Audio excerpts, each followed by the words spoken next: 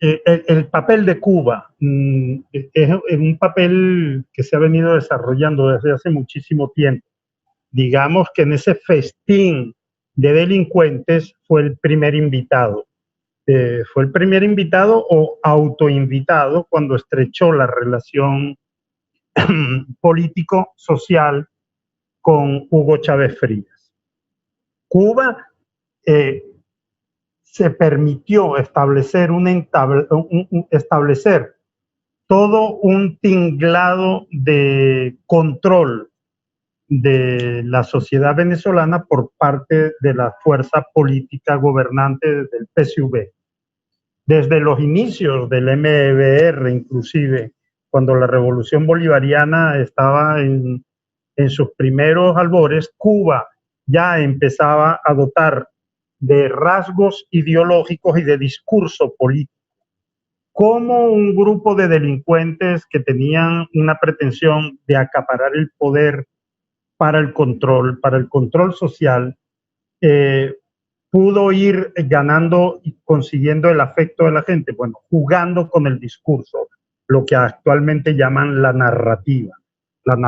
del socialismo del siglo XXI, dotarlo de un aspecto ideológico que es de alto consumo a nivel del mundo occidental. Las izquierdas a nivel general son muy propicias a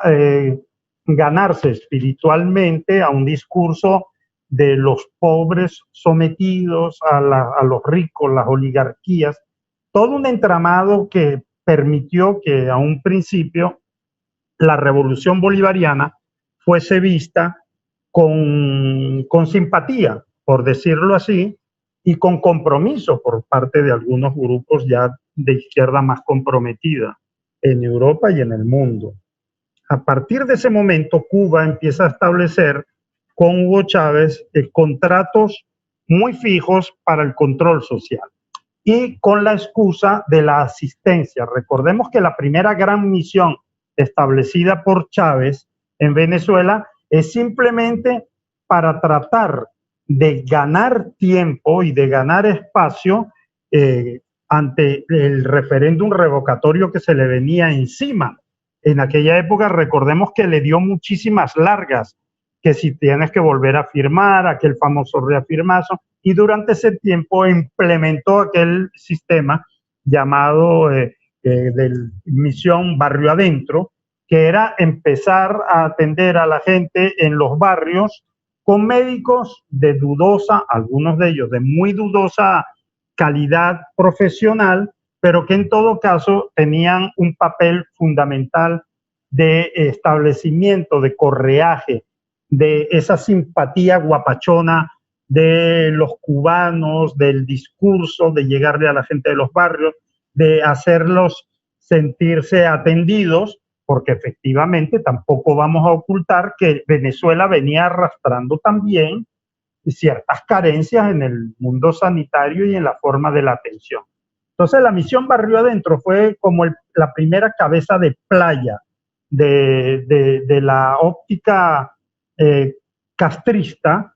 para empezar a ver en los barrios quién era proclive al régimen, quién no lo era, quiénes se hacían atender, y a raíz de ahí empezaron a implementar otros niveles de cooperación, entre comillas, como fue la famosa creación, la penetración de agentes cubanos en las notarías y en los registros públicos. Es decir, Cuba empezó a establecer un entramado de control social y llegando a tener conocimiento y a saber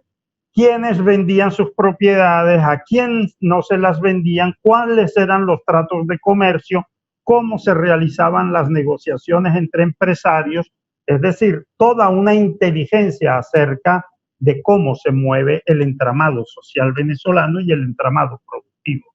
Lo mismo ocurrió cuando se le permitió a los cubanos entrar en el control ya directo de la relación del intercambio internacional de mercancías a través de bolipuertos. Lo recordaremos. Es decir, agentes del castrismo que estaban en las aduanas ejerciendo el control de qué entraba y qué salía, quién comerciaba y quién no comerciaba, con qué país, con qué negocio, con qué empresa privada o con qué sector público. Es decir, Cuba tiene una larga tradición de conocimiento de control social adquirido por muchos de sus agentes, sobre todo gracias a unos maestros europeos del control social, como lo fue la Stasi de la Alemania del Este. Es decir,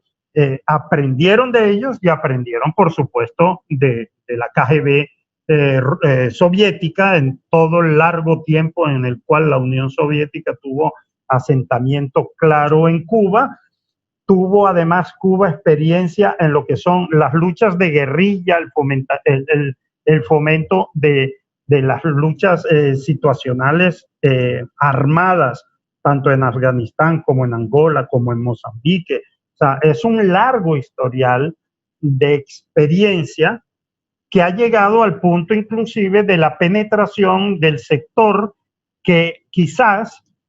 fue trabajado con más sutileza, pero con mayor ahínco, que fue el control de las Fuerzas Armadas venezolanas.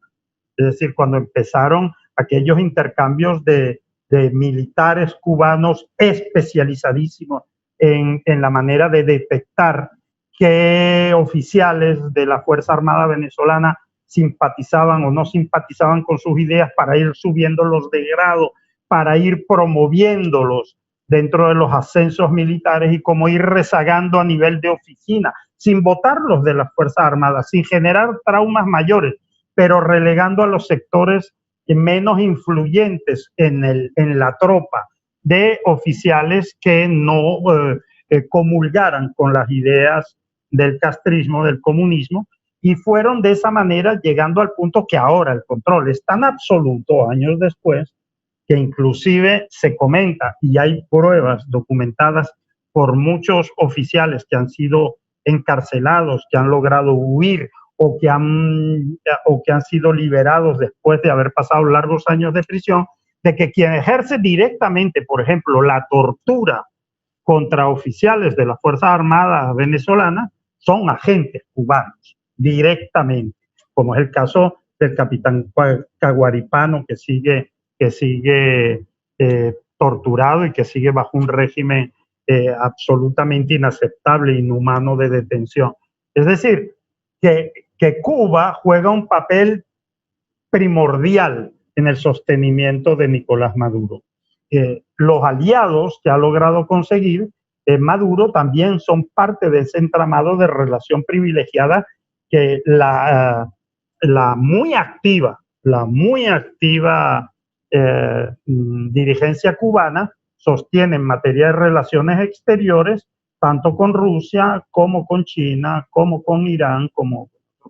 es decir, no hay solución prácticamente, por lo menos desde mi punto de vista, no hay solución de arreglo de la situación venezolana que no pase por la neutralización del poder que Cuba ejerce sobre el régimen de Nicolás Maduro.